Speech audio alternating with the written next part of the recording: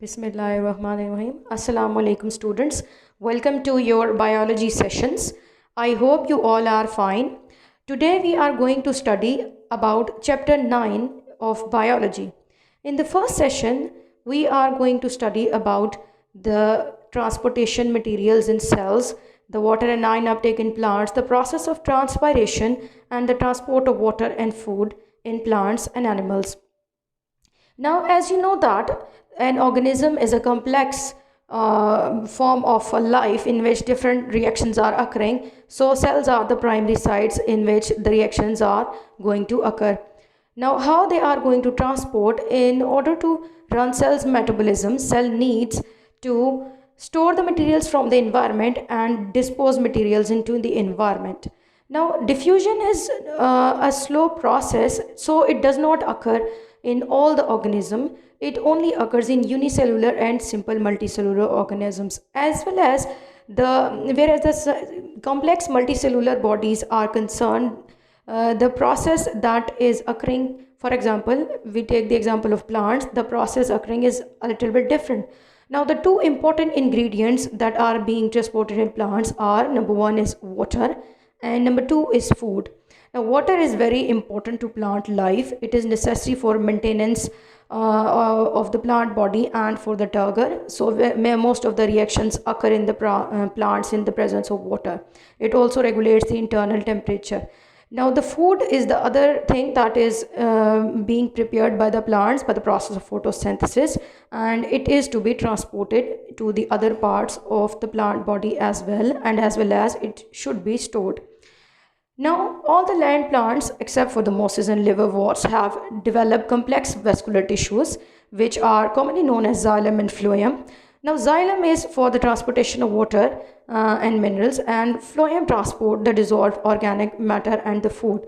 Xylem, as you know, consists of vessel elements and tracheids, whereas phloem consists of sieve tube cells and the companion cells. Now, the water ion and uptake, you can see the internal structure of the root in the diagram shown. You can see the conducting tissues in the center.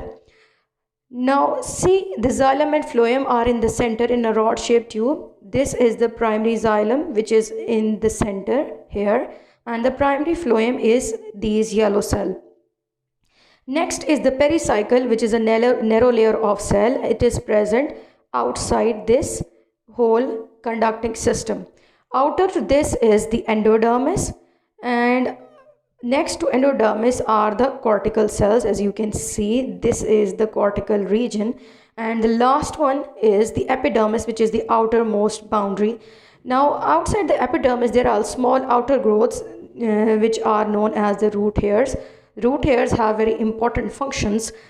Now, the function of root hair is to increase the surface area and for the absorption, and also to absorb different materials like water from the roots. Next, the process or the phenomena that is being occurred over here is the soil contains the water which is being absorbed by the roots, and it moves into the cortical cell, and then it moves towards the inner part, which is the most important part, known as the xylem. Now, if the plant has stored extra amount of water, what is going to happen? It is going to be lost into the environment. Roughly 90% of the water entered to the plants is lost through transpiration. Loss of water may occur through stomata, cuticle on leaf epidermis, and the lenticels present in the stem. Now, what is transpiration actually? We are going to study the stomatal transpiration in detail. Transpiration that occurs through stomata is called stomatal transpiration. The mesophyll cells of the leaf provide large surface area for evaporation. These are the mesophyll cells. When they have the high concentration of water, water moves from these cells and move towards the air space that is present over here, and from air space it moves out via the stomata into the environment.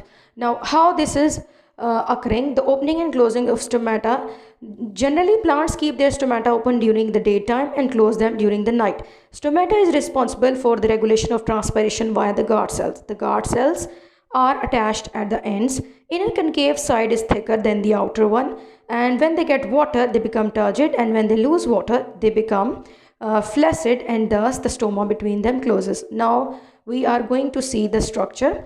Now, as you know that light is the main thing that is governing the process of photosynthesis. So during the day when there is light, the potassium ions move into these guard cells, and when they move inside, they increase the concentration of water inside them, and when water enters into these guard cell, they become turgid and they inflate, thus opening in the center, which is known as the stoma. It opens up and open the whole stomatal structure. The reverse happens during the night.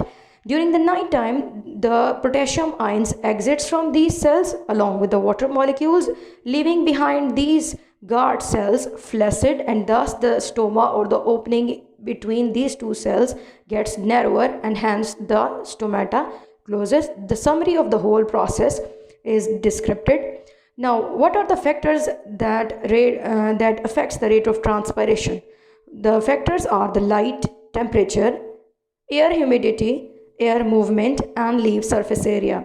Now, as far as the light is concerned, it is directly related. High light results in high transpiration and low light results in low transpiration. Temperature, again directly related, increases the transpiration, but to a certain limit. For example, rate of transpiration doubles every rise of 10 degree centigrade temperature, but at high temperature like 40 to 45, stomata closes, and as a result, transpiration stops, preventing the plants to lose much water.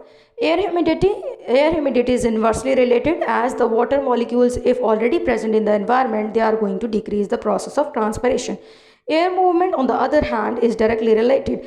Wind, which is the air in motion, carries the water vapors from the leaf surface. As a result, the rate of transpiration increases, and when air is still, the rate of transpiration is reduced. Surface area is directly related. More the surface area, more will be the stomata, and hence more is the transpiration. So we can say that transpiration is a necessary evil. It is necessary as well as it is harmful for plants as well if it occurs too much. Now, moving on to our next topic, that is the transport of water, which is very important process in the plants. Usually the transportation can be described or studied with the help of cohesion tension theory, which states that the force which carries the water and dissolve minerals upward through xylem is transpiration pull. Transpiration creates a pressure difference that pulls the water and salts up from the roots. You can see water from the roots move towards the aerial parts of the plants. We are going to see it in detail. The cohesion tension theory describes the movement from roots to the aerial parts of the plant with the help of three things. Number one is the tension, the other one is cohesion, and the third one is adhesion. Now, what are these three things? Now, these three are actually the attractive forces. Now, the water molecules have hydrogen bonds with each other and with the walls of the xylem as well. When they move, they form a continuous column and maintain a tension. So gradient is developed and water moves to the aerial parts of the plant. Now, the force that is between the water molecules and the xylem wall is the adhesion, and this force, which is the hydrogen bond between the water molecule, is actually the cohesion. Now, next is the transport of food. Transport of food is very important, as you can see that transportation of water was occurring from the lower part, that is root, towards the upper parts of the plant.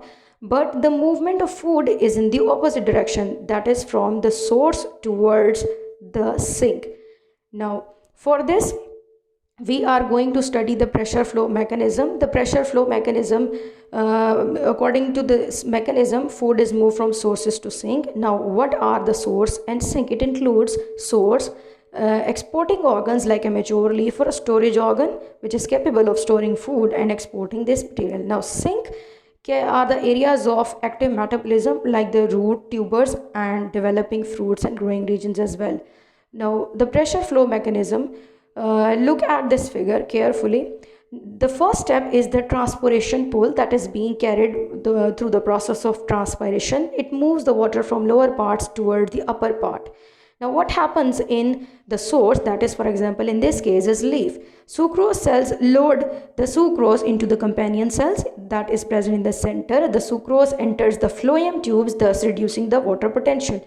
When this sucrose enters this tube, the water potential decreases, so water is taken up by the plant and moved from xylem into this sieve tube, maintaining a pressure and hence raising the pressure potential in this sieve tube. This internal pressure difference drives the phloem sap along the sieve tube into the sink cells. When these food molecules or sucrose move towards the sink, they become unloaded into the sink cells, increasing the water potential in the sieve tube. Now from here the sucrose is removed, so only it is left with water, thus the water pressure is increased. When it happens, the water molecules tend to move back into the xylem via the process of osmosis, and this is how the food is being carried in plants. Now this is all for today's lecture. Now read carefully the same topics from the books and be ready for the next lecture. Thank you.